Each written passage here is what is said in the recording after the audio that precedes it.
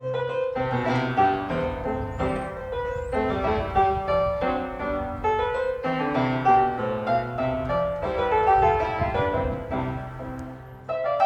Austen grew up in a vicarage in Steventon in the county of Hampshire. The Austen family didn't own a keyboard instrument when she was young, but by the 1790s, they'd obtained a small square piano for Jane's own use. So by the 1790s, she was taking lessons with George Chard, the local impresario, the head of cathedral music at Winchester, who was a very big figure in Hampshire music making at the time.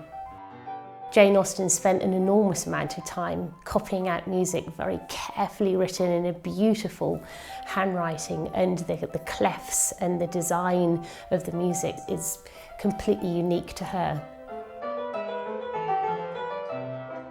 Aunt Jane began her day with music, for which I conclude she had a natural taste, as she thus kept it up, though she had no one to teach, was never induced, as I have heard, to play in company, and none of her family cared much for it. I suppose that she might not trouble them, she chose her practice time before breakfast, when she could have the room to herself. She practiced regularly every morning. She played very pretty tunes, I thought, and I liked to stand by her and listen to them. So in 1801, when her father retired and the family moved to Bath, it must have been a real wrench for them to have sold the piano, particularly for Jane, who had grown such a fondness for her piano and the piano music making that she would have practiced and played every day. Jane Austen arrived here in 1809 after a number of years of having moved around the south of the country, living in temporary accommodation. She came to Chawton and it was a settled home for her. It allowed her to re-establish her writing life. It was here that she revised the early drafts of Pride and Prejudice and Sense and Sensibility, and where she went on to create afresh Mansfield Park, Emma and Persuasion. So it was really a settled place for her here in Chawton.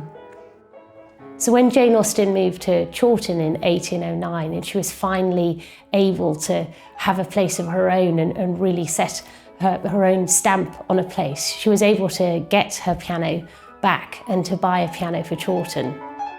Yes, we will have a pianoforte, as good a one as can be got for 30 guineas. And I will practice country dances that we may have some amusement for our nephews and nieces when we have the pleasure of their company. Learning something about Jane Austen's music offers us a really interesting perspective on her writing and her novels. The songs she sang had poetry by major poets, and they offered her a pathway into a whole literary world and a relationship to literary tradition through performing. We know that she performed every day. She sang up until very late in her life, and her nieces remember being here at Chawton and standing beside her while she played the piano and sang songs that they remember the words to even.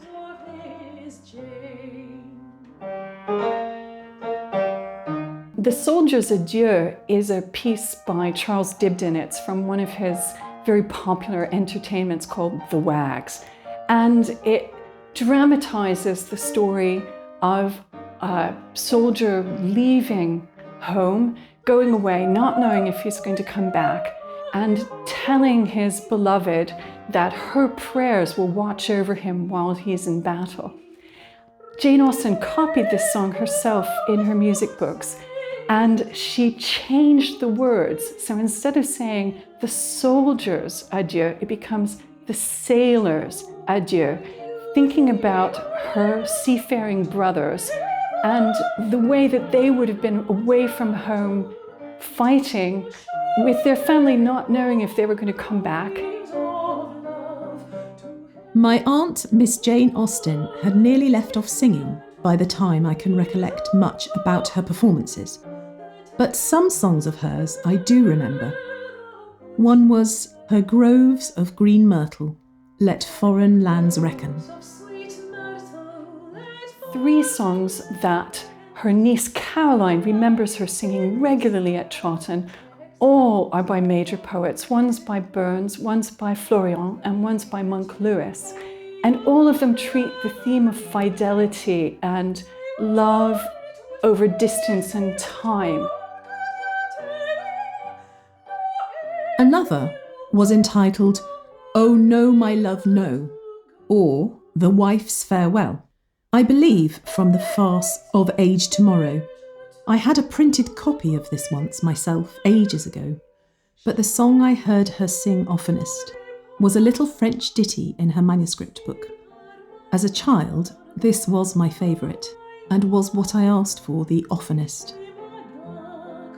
The French song that Caroline remembers was a romance by Clarisse de Florian from his novel Estelle, set to music by François de Vienne. It tells the story of swallows who nest in the same spot every year. They fly away on their migration, but always return in the springtime to the same home.